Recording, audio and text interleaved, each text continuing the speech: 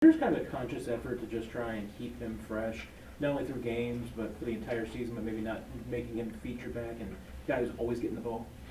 Yeah, I think, you know, as we go through and we look at an opportunity to keep guys fresh through the season by not beating them up too much in practice, and the same thing with games. So, yeah, we like to spread it around a little bit, and with the added advantage of having some depth and some other guys that can help us out, you know, and not having to really rely on one guy, that's been pretty positive for us up to this point.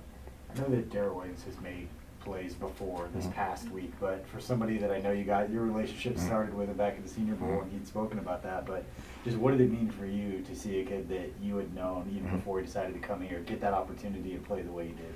Yeah, it was really exciting. You know, I mean, he's been somebody who's just been, keeping his head down and just working hard. And, he showed an upper level mentality when he got here during his rookie season and made some plays during last season. So, again, he did some great things as far as changing his body, his eating habits, came back faster and stronger, body fat and everything changed. So to get him to have the opportunity to go out in front of everybody and show that, it was really good. What has the addition of LeSean done for the room?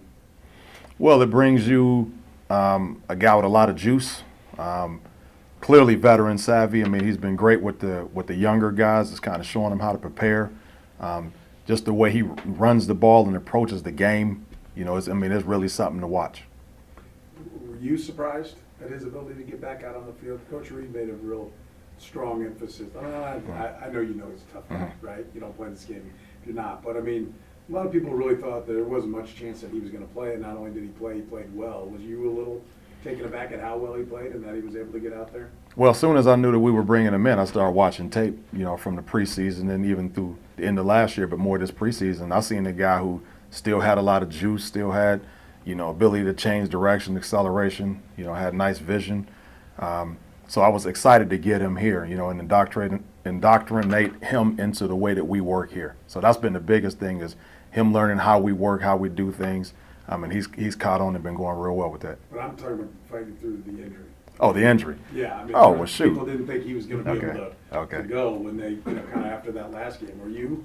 Well, back by I'm gonna tell you right now, yes, I was. I mean, he's a tough guy, and he showed that. I mean, he fought through the week and put himself in a position to play, and ultimately went out there and did some great things for us. So yes, I was pleasantly surprised. Let me say it like that, when he showed up the way he did last game. I know you talked a little bit about it. Just how good is that for the development of both Darrel and Darwin, just to see this caliber of running back this early on in their careers?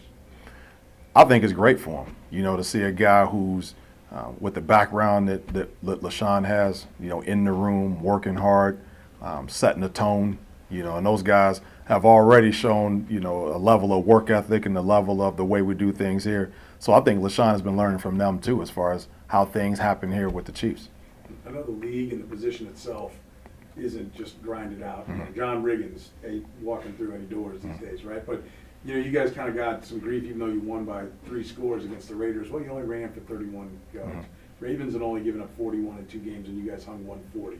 What does that do, pride-wise, confidence-wise, to the team? Or does it not do anything? Did you know it was there, and it doesn't really add anything to it? Yeah, we knew it was there, and going back, internally and looking at that tape, I mean, everybody came into the Baltimore week really fired up because we left a lot on the table as far as misreads. These guys just were wrong, and they made human mistakes that we're paid not to make, So everybody was anxious to get back at it against the Ravens and continuing to build on that moving forward. Given the way Andy Reid likes to use his running backs kind of as this dual threat, screen game, so on and so forth, how much more challenging does that make your gig, and the fact that you got to kind of teach him a little bit more than maybe you would at other squads?